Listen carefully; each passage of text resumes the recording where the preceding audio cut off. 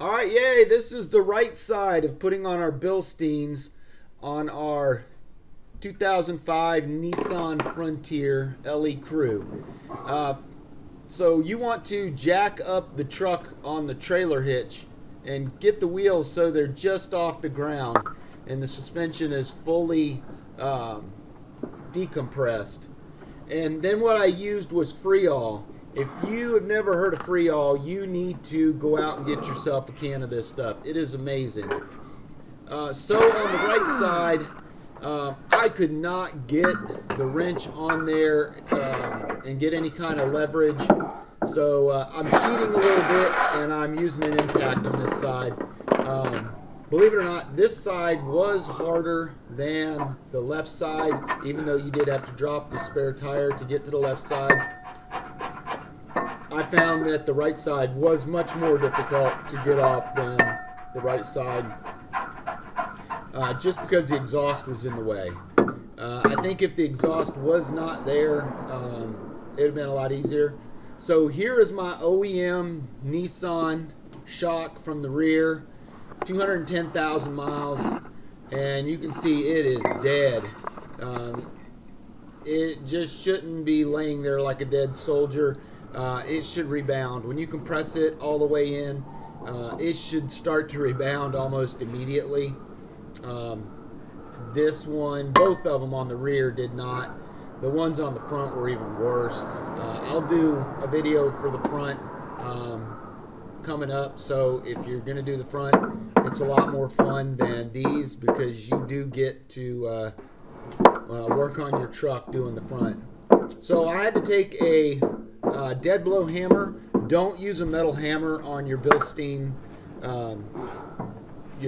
shocks. Don't be banging up your brand new shocks with the metal hammer. Use a plastic hammer, a dead blow hammer, to get the shock on that little stud that's up there on the frame. You do not want to damage these shocks. If you've never used Bilsteins, these are quite possibly the best shocks that you could put on your Nissan Frontier. So once you get it worked on, then put your little washer on there, and then the nut, and tighten it down. And you can see how close that exhaust pipe is. It's within 6 inches of the shock, so it doesn't give you a whole lot of room to play. It doesn't give you any room to get the hammer up there to beat it on. And then I'm right-handed, so I don't have any leverage with my right or my left hand to get this shock into place in the position I'm at, laying up underneath the truck. I think if I were ambidextrous, it would be a little bit easier of a job, or if I had a lift, this wouldn't have been a bad job either. But yeah, it was difficult.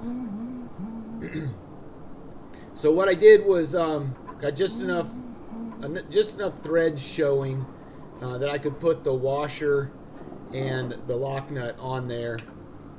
And once I got a few spins on the threads on that lock nut, then I went ahead and just tightened it down. No, I did not use a torque wrench. Like I said, this truck does have 210,000 miles on it. This is the first time the shocks have ever been changed. And I don't know how long I'm going to own the truck. It all depends on when I put the new timing chain on it. I have that low oil pressure warning junk going on.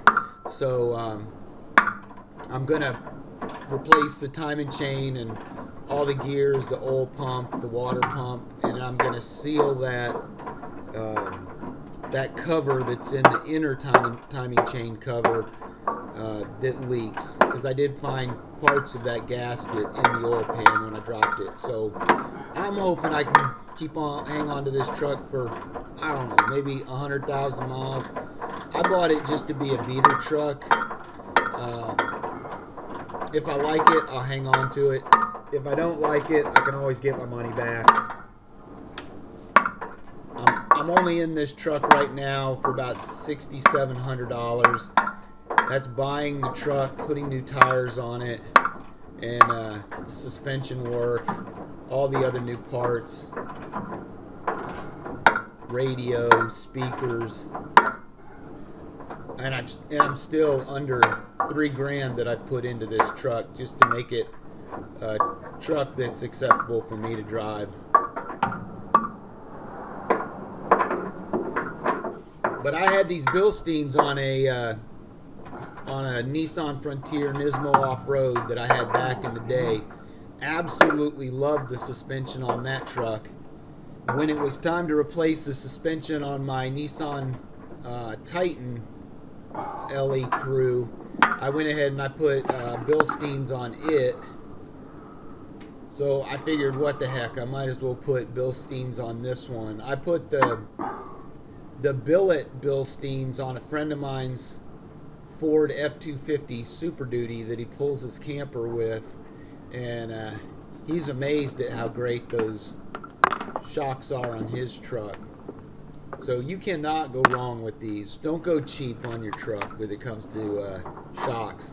Go ahead and spend that extra $50 for all four. I think is about the difference in price, and get yourself a good name brand.